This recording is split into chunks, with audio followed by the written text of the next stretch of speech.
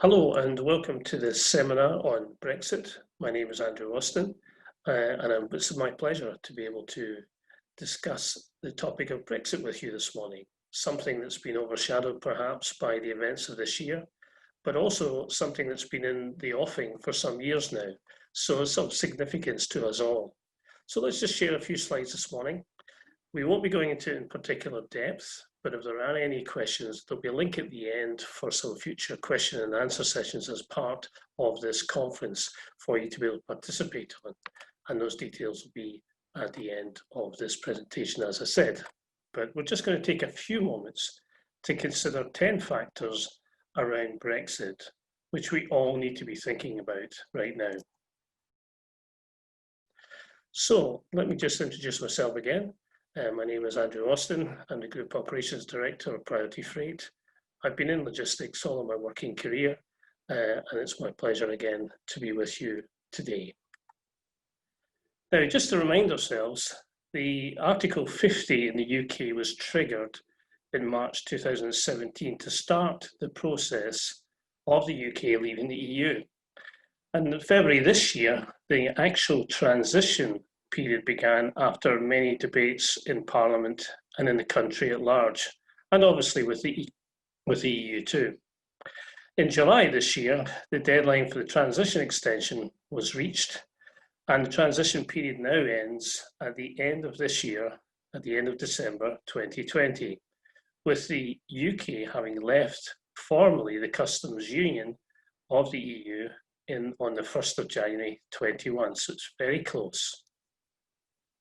The UK government has only signalled its intent of late to leave the EU customs union on the 31st of December 2020 and has not deviated from that path. So we have to plan to work to that timetable.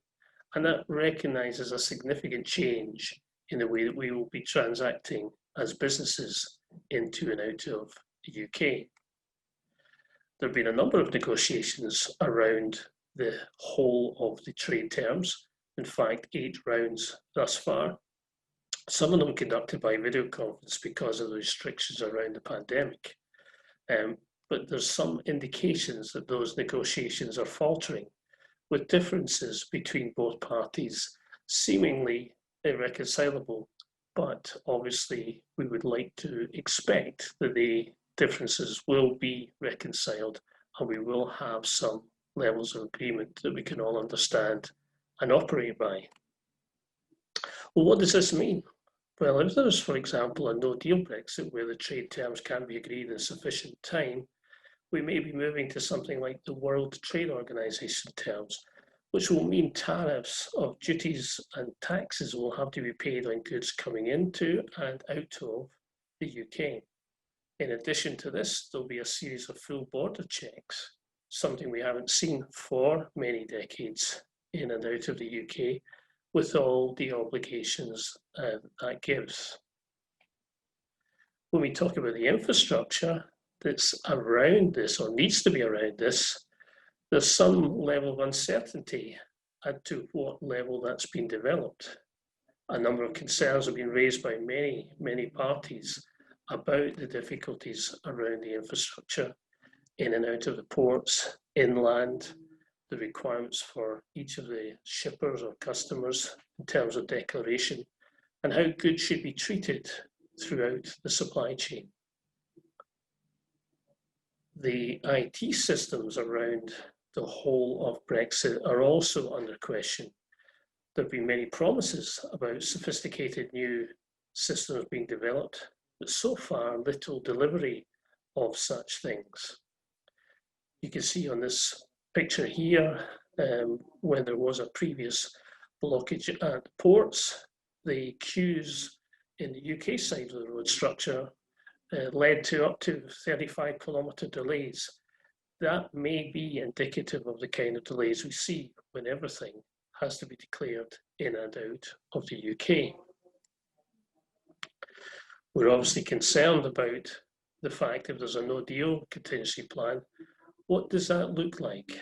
It's both required and it's underway, but in addition, the UK government has of late signalled its intention to legislate to override the EU withdrawal agreement, which in and itself is presenting additional strain between both sets of negotiators in the EU and the UK. So we're saying here immediate action is required. Many groups, including Logistics UK and the Road Haulage Association, are lobbying the UK government to say you need to tell us what the infrastructure is going to look like in the post-Brexit ports. The picture you have on your screen is obviously the previous leaders of the UK governments, also sitting together, something we haven't seen since the pandemic started either.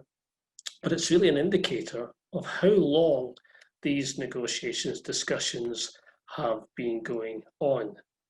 But there's a genuine fear that the arrangements are not as complete as they need to be at this stage. What about trading into and out of the UK? Well, nearly 75% of the UK exports were delivered to the listed 15 trade partners you see on the right of the screen there. Significant trading partners, all of whom we would expect to have trading arrangements and agreements with.